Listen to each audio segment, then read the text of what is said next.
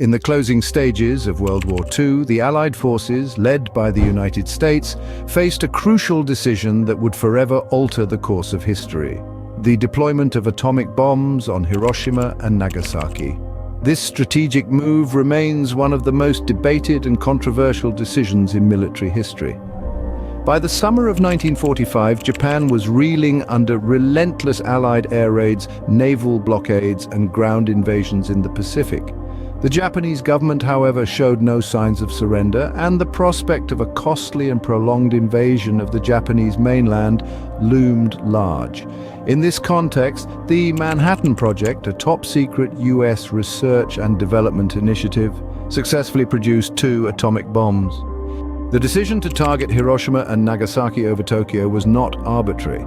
It was a carefully calculated strategy based on several factors. Tokyo, being the capital and a major industrial hub, was indeed a primary target for conventional bombing raids. However, it had already suffered extensive damage, and a successful atomic strike on the city might not have provided the shock factor necessary to force Japan's surrender.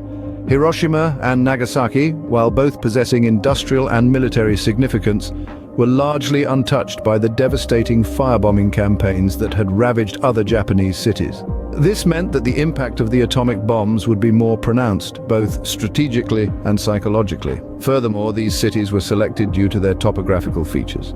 Hiroshima was chosen for its flat terrain, which would allow for maximum blast and fire damage.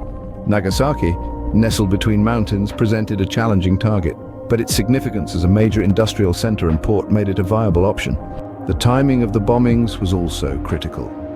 The dropping of the atomic bombs on August 6, 1945 in Hiroshima and August 9, 1945 in Nagasaki coincided with the Soviet Union's entry into the war against Japan. The Allies hoped that the shock of the atomic bombings, combined with the threat of a Soviet invasion from the north, would expedite Japan's surrender and prevent the need for a costly invasion.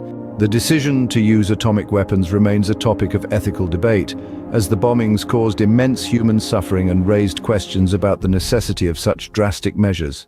However, from a military and strategic standpoint, the selection of Hiroshima and Nagasaki as targets was driven by a combination of factors aimed at bringing a swift end to the Pacific War and avoiding the need for a full-scale invasion of Japan.